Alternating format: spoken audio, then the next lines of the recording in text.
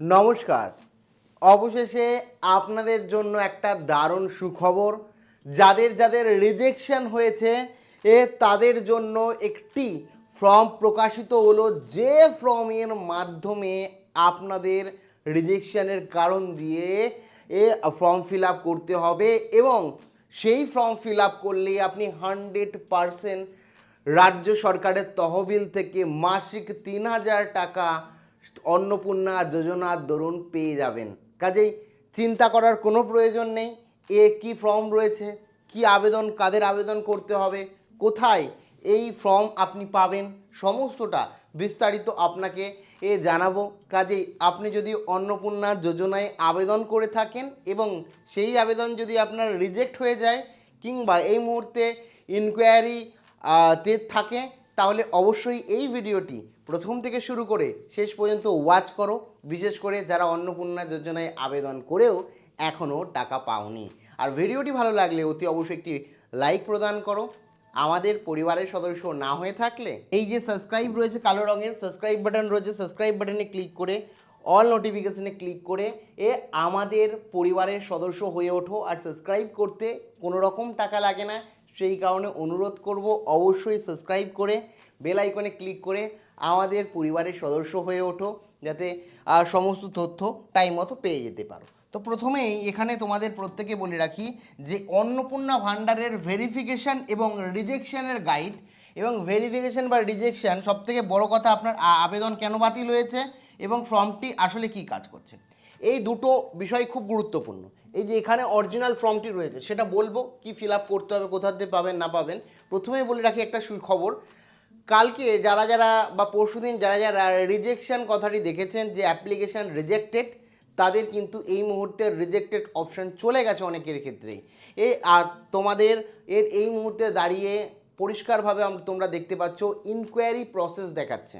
তো তোমাদের মধ্যে যাদের ইনকোয়ারি প্রসেস দেখাচ্ছে তাদের কিন্তু পার্মানেন্টলি অ্যাপ্লিকেশান রিজেকশন হয়নি, যার কারণে কিন্তু এই মুহূর্তে অ্যাপ্লিকেশান স্ট্যাটাস যেটা রয়েছে সেটা ইনকোয়ারি প্রসেস দেখাচ্ছে, মানে সমস্তটা ভেরিফাই হচ্ছে এবং কোনো ভুলভ্রান্তিও যদি থাকে সেটাও কিন্তু ঠিক করে দেওয়া হবে। কি কি ভুলভ্রান্তি থাকতে পারে সমস্তটা আমি বলছি। প্রথমে বলে রাখি এরকম একটি ফর্ম কিন্তু দেবে তোমাদের মিউনিসিপ্যালিটি কর্পোরেশন কিংবা বিডিও অফিস থেকে। যেমন এখানে দেখতে পাচ্ছ যে এটা কিন্তু ব্লক অর মিউনিসিপ্যালিটি তপন ব্লকের তরফ থেকে দক্ষিণ 24 পরগনা জেলার একটি ব্লক অফিস থেকে ফর্মটি দেওয়া হয়েছে। তোমার জেলায় কবে দেওয়া হবে, তোমার মিউনিসিপ্যালিটি বা বিডিও অফিস থেকে কবে সংগ্রহ করতে পারবে সেটা আমি বলবো। তার আগে বলে রাখি যে এখানে লেখা রয়েছে নেম অফ HOF, অর্থাৎ আপনার বাড়ির যে প্রধান রয়েছে প্রধানের নাম। এখানে আপনার প্রধান যে রয়েছে বাড়ির প্রধান, যাকে আপনি আবেদন করার সময় করেছিলেন সেম আলাদা কিন্তু দেবেন না। মানে যখন আপনি আবেদন করেছিলেন অন্নপূর্ণা যোজনায় ফর্ম ফিল আপ করেছিলেন, সেটা অফলাইনে করুন কিংবা অনলাইনে করুন, যেখানেই আপনার ফর্মটা আপনি দিয়েছিলেন সেখানে আপনি বাড়ির প্রধান যাকে করেছিলেন তার নাম কিন্তু এখানে আপনি দিয়ে দেবেন। দ্বিতীয় হচ্ছে নেম অফ বেনিফিশিয়ারি, অর্থাৎ অন্নপূর্ণা যোজনার মানে পরিবারের সকল সদস্যের নাম দিয়েছেন, তার মধ্যে আপনার বাড়িতে যে মহিলা 22 থেকে 60 বছরের মধ্যে বয়স তাদেরই অন্নপূর্ণা যোজনায় অ্যাপ্লাই করেছিলেন বেনিফিশিয়ারি হিসেবে। তো সেই বেনিফিশিয়ারির নাম, আপনার বাড়িতে যে যে মহিলা আবেদন করেছিলেন সেই মহিলার নাম, একজনের জন্য একটাই ফর্ম প্রযোজ্য। সেখানে আপনার বাড়িতে যে অন্নপূর্ণা যোজনার জন্য যে আবেদন করেছিলেন আবেদনকারী, ঠিক আছে, এখানে আবেদনকারী হবে। তারপরে এখানে দেওয়া আছে নেম অফ গ্রাম পঞ্চায়েত ওয়ার্ড নাম্বার। তো এখানে আপনার যে গ্রাম পঞ্চায়েতের নাম, ঠিক আছে, গ্রাম পঞ্চায়েতের নাম দেবেন এখানে, ঠিক আছে। এবং তারপরে নিচে ওয়ার্ড নাম্বার ধরুন আপনার 10, তো সেটা দিয়ে দেবে, আপনার ওয়ার্ড নাম্বার যেটা সেটা দিয়ে দেবেন। তারপর হচ্ছে অ্যাপ্লিকেশান আইডি। যখন আপনি ফর্ম ফিল আপ করেছিলেন ফর্ম ফিল আপ সাবমিট করার পর আমি বলেছিলাম একটি বেনিফিশিয়ারি আইডি দেওয়া রয়েছে, যেটা লেখা থাকে টেম্পোরারি বেনিফিশিয়ারি আইডি। ওই যে আইডিটা ছিল ওই আইডিটার নাম্বার যেটা ছিল সেই নাম্বারগুলো দেখে দেখে যা যা নাম্বার ছিল সেই নাম্বারটা এখানে আপনাকে বসিয়ে দিতে হবে আপনার অ্যাপ্লিকেশনের আইডি। তারপরে আপনার আধার নাম্বার দেওয়া রয়েছে, অর্থাৎ আপনার আধার কার্ডের যে 12 ডিজিট নাম্বার রয়েছে সেই 12 ডিজিট নাম্বার কিন্তু আপনাকে এখানে বসিয়ে দিতে হবে। 12 ডিজিট নাম্বার বসিয়ে দিতে হবে। তারপর হচ্ছে এপিক নাম্বার, আপনার যে ভোটার কার্ড রয়েছে, কি বললাম, আপনার যে ভোটার কার্ড রয়েছে সেই ভোটার কার্ডের যে এপিক নাম্বার রয়েছে, ভোটার কার্ডের যে এপিক নাম্বার রয়েছে সেই ভোটার কার্ডের নাম্বারটা এখানে বসিয়ে দিতে হবে। তারপরে দেওয়া হচ্ছে ফোন নাম্বার, ঠিক আছে, আপনার যে ফোন নাম্বার দিয়ে রেজিস্টার করেছেন এবং বিশেষ করে আধার এবং প্যান মানে ভোটার কার্ডের সাথে যুক্ত যে নাম্বার রয়েছে, ফোন নাম্বার রয়েছে, সেই ফোন নাম্বারই কিন্তু দেবেন। বিশেষ করে মানে আধার এবং ভোটার কার্ডের সাথে যে নাম্বার মিল রয়েছে সেই ফোন নাম্বারটা দেবেন। এটা আপনার যে এটা তো পৌরসভা বা পঞ্চায়েত, সেখান থেকে একবার জেনেও নেবেন। তো এখানে যে ফোন নাম্বার রয়েছে সেই ফোন নাম্বার আপনি এখানে দিয়ে দেবেন আপনার। এবং তারপরে এখানে দেওয়া ফর্ম অর এলবি বেনিফিশিয়ারি, এখানে ইয়েস হলে হ্যাঁ, হলে ইয়েস, না হলে নো, এন দেবেন। তো এখানে বলে রাখি, এখানে এলবি অর্থাৎ হচ্ছে লক্ষ্মীর ভাণ্ডার। লক্ষ্মীর ভাণ্ডার কি আপনি পেতেন? আপনি কি লক্ষ্মীর ভাণ্ডারের বেনিফিশিয়ারি অর্থাৎ প্রাপক? আপনি কি লক্ষ্মীর ভাণ্ডার পেতেন? যদি লক্ষ্মীর ভাণ্ডার পান তাহলে ইয়েসে ক্লিক করবেন, আর যদি না পান ওয়াই লিখবেন, আর যদি না পান তাহলে এন লিখবেন, নো লিখবেন।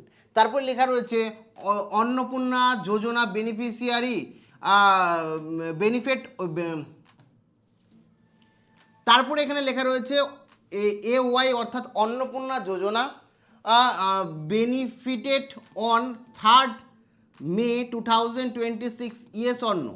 মানে জুন মাসের 3 তারিখে যে টাকা পাঠানো হয়েছিল, জুন মাসে যদি আপনি টাকা পেয়ে থাকেন, সে 3 তারিখ হোক 4 তারিখ হোক, জুন মাসে যদি টাকা পেয়ে থাকেন তাহলে ইয়েস, যদি পেয়ে থাকেন তাহলে ওয়াই দেবেন, আর না পেলে নো দেবেন, মানে এন দেবেন শুধু। একই সাথে এখানে বলেছে অন্নপূর্ণা বেনিফিটেড অন 1/7/2026, অর্থাৎ অন্নপূর্ণা যোজনায় কি আপনি জুলাই মাসের 1 তারিখে পেয়েছেন টাকা? কি জুলাই মাসের 1 তারিখে পেয়েছেন? যদি পান তাহলে ইয়েস করবেন, আদারওয়াইজ নো করবেন। যারা পাননি তারা নো করবেন, ঠিক আছে।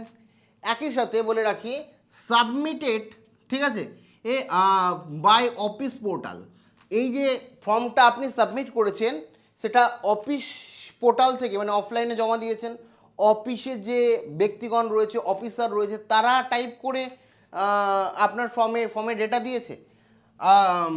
তো এখানে যদি ইয়েস হয় তাহলে ইয়েস দেবেন, আদারওয়াইজ নো দেবেন। যদি আপনি করে থাকেন যে সাবমিটেড বাই সিটিজেন পোর্টাল, আর যদি ধরুন আর না আপনি অফলাইনে জমা করেননি, আপনি নিজে থেকে অনলাইনে করেছেন, তাহলে এটাই ধরুন নো করলেন। আর এটা যদি সাবমিটেড বাই সিটিজেন পোর্টাল, মানে যে সোশ্যাল রেজিস্ট্রি wb.gov.in এই ওয়েবসাইটে গিয়ে যদি আপনি নিজের ফর্ম করে থাকেন তাহলে এখানে কি হচ্ছে ইয়েস দেবেন, এন আদারওয়াইজ যারা অফলাইনে করেছেন তাহলে এখানে অনলাইনে করেননি তারা নো দেবেন। তারপরে বলেছে ডিজিটালাইজ, যদি ডিজিটালাইজ হয় ইয়েস দেবেন, আদারওয়াইজ নো, মানে সমস্তটা ফিল আপ কমপ্লিট হয়ে গেছে ডিজিটালভাবে, ডিজিটালাইজ তো দেবেন। এবং এই সমস্ত কিছু এত পর্যন্ত তো আপনি ফিল আপ করবেন, এগুলো আপনি ফিল আপ না করলেও হবে, এগুলো কিন্তু কর্তৃপক্ষ যেটা আছে বিডিও অফিস কিংবা মিউনিসিপ্যালিটি তারা কিন্তু করে দেবে। এবং তারপরে এখানে রিমার্কড কথাটি লেখা আছে। রিমার্কড কথার অর্থ হচ্ছে যে আপনার যে রিজেকশন, আপনি এই মুহূর্তে আপনার যে অ্যাপ্লিকেশনটি আছে এই অ্যাপ্লিকেশনটি কী অবস্থায় আছে। প্রথম কথা বলে রাখি, শুধুমাত্র এটা রিজেকশনের জন্যই হবে না, যারা টাকা পাননি, হয়তো আন্ডার প্রসেস রয়েছে, সমস্ত কিছু দেখে এখানে রিমার্কটা লিখতে হবে যে এই মুহূর্তে আপনার অ্যাপ্লিকেশন কী অবস্থায় রয়েছে, আর রিজেক্ট হলে কেন রিজেক্ট হয়েছে। যাদের পার্মানেন্ট রিজেক্ট হয়েছে তারা করতে পারছেন না, যাদের বলেছিলাম আমি স্থায়ীভাবে একটা, অস্থায়ীভাবে রিজেক্ট, একটা পার্মানেন্ট একটা টেম্পোরারি, যারা পার্মানেন্ট যারা অভারতীয় তারা তো পাচ্ছেন না। তাছাড়া যারা ভারতীয় কিন্তু কোনো কারণবশত রিজেক্ট হয়েছে, কোনো কিছু মিসম্যাচ হওয়ায়, তো তাদের এখানে কারণটা লিখতে হবে। এই কারণটা কে লিখবে, কি কারণে হয়েছে, এই কারণের জায়গাটায় কে, মিউনিসিপ্যালিটি বা কর্পোরেশনের মানে আধিকারিকরাই কিন্তু বলে দেবে, লিখে দেবে। এবার এখানে কি কি কারণ হতে পারে একটু বলছি। রিমার্ক কলমে এখানে লুকিয়ে রয়েছে আপনার আবেদনের ভাগ্য। এখানে আবেদনটি রিজেক্ট বা বাতিল হলে তার সঠিক কারণ ওই কলমে লেখা থাকবে বা লিখতে হবে। আপনার আবেদন কেন আটকে গেছে তা জানতে এই কলম ঠিক আপনাকে এর দিকে নজর রাখতে হবে। কি কি হতে পারে দেখুন, প্রথম বলা হচ্ছে যে অফিসে যা লেখা থাকবে যে আধার মিসম্যাচ, হয়তো আধার কার্ডের কোনো রকমভাবে মিসম্যাচ তথ্য অমিল পাওয়া গেছে, মানে হচ্ছে আধার কার্ডে কোনো গরমিল রয়েছে, সেই কারণে আপনার রিজেক্ট হয়েছে বা আপনি টাকা পাননি। এপিক মিসম্যাচ অর্থাৎ ভোটার কার্ডে কোনো তথ্য ভুল ছিল যার কারণে মিসম্যাচ হয়েছে। ডুপ্লিকেট অ্যাপ্লিকেশান অর্থাৎ আপনি একাধিক অ্যাপ্লিকেশন করেছেন যার কারণে হয়েছে। একই সাথে ফোন নাম্বার মিসম্যাচ, হয়তো ভুল বা অন্য কারোর ফোন নাম্বার দেওয়া হয়েছে যার কারণে মিসম্যাচ হয়েছে। একই সাথে ইনকমপ্লিট ডকুমেন্ট, প্রয়োজনীয় সব কাগজ জমা দেওয়া হয়নি, হয়তো প্রয়োজনীয় সব কাগজ আপনি জমা দেননি, হয়তো প্যান কার্ড রয়েছে আপনি প্যান কার্ড দেন লুকিয়ে গেছেন কোনো সদস্যের, সেই কারণে। তারপরে invalid beneficiary details data verification failed, অর্থাৎ আপনার দেওয়া তথ্যের সাথে সরকারি রেকর্ডের মিল পাওয়া যাচ্ছে না। সরকারি যে রেকর্ড, সেই রেকর্ডের যে রেকর্ড রয়েছে এবং আপনি যে তথ্য দিয়েছেন সেটা মিলছে না।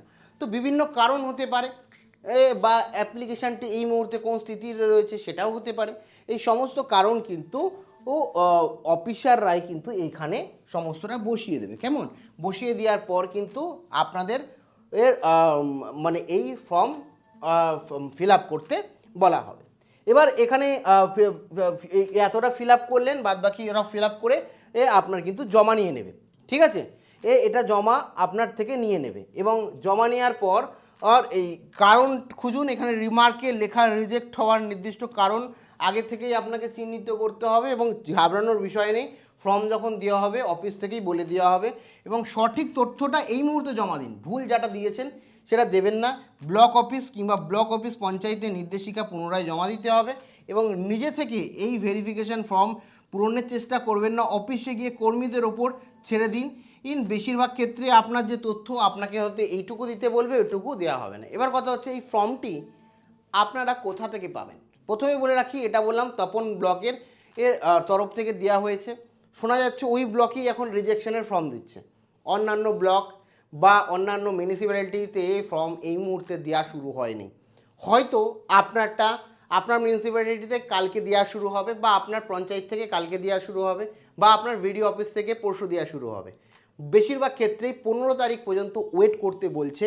বেশিরভাগ যে বিডিও অফিসগুলো রয়েছে তারা বলছে 15 তারিখের পরে আসুন, আমাদের চাপ রয়েছে, প্রেশার রয়েছে এবং সেই অনুযায়ী রিজেকশন হলে এই ফর্মটা ফিল আপ করে আপনাকে জমা দিতে হবে। এটাই দিতে হবে, এর কোনো মানে নেই। আলাদা মিউনিসিপ্যালিটি ব্লক থেকে এই ধরনের একটা ফর্ম আপনাকে দেবে এবং সেই ফর্ম আপনাকে ফিল আপ করতে হবে এবং সেখান থেকে সেখানেই জমা দিতে হবে। তো তার মানে এখন গিয়েই ফর্ম চাইবেন এমন কিন্তু নয়। ব্লক অফিসে প্রত্যেকটা ব্লক থেকে আলাদা আলাদাভাবে কিন্তু ফর্ম দেওয়া হবে। তো কবে দেওয়া হবে বা অনলাইনে অনেকে এরকম সিস্টেম করে দেবে যে অনলাইনে যাদের রিজেক্ট হয়েছে তাদের জন্য অ্যাপ্লিকেশন করে দেওয়ার কথা বলবে। তো দু তিনটে প্রসেস হতে পারে। এটা নির্ভর করছে আপনার জেলার, আপনার যে মিউনিসিপ্যালিটি বা পঞ্চায়েত বা কর্পোরেশন বা আপনার বিডিও অফিস রয়েছে তারা কিভাবে এটাকে সলভ করছে, রিজেকশনটাকে বা যে ভুল ভ্রান্তি হয়েছে তার পরিবর্তে কিভাবে কি করছে সেটার ওপর নির্ভর করছে। তো সেই কারণেই আপনাদের প্রত্যেককে বলবো যে ওয়েট করুন এবং একটু খোঁজ রাখুন যে কবে ফর্ম দিচ্ছে না দিচ্ছে। অযথা বিডিও অফিস কিংবা জেলা পঞ্চায়েত কিংবা মিউনিসিপ্যালিটিতে ভিড় করবেন না। সমস্তটা বললাম। কোনো জিজ্ঞাসাবাদ থাকলে অবশ্যই কমেন্ট সেকশানে কমেন্ট করে জানাতে ভুলেন না এবং আপনার অ্যাপ্লিকেশন স্ট্যাটাস এই মুহূর্তে কী দেখাচ্ছে সেটাও জানিয়েন। Thank you.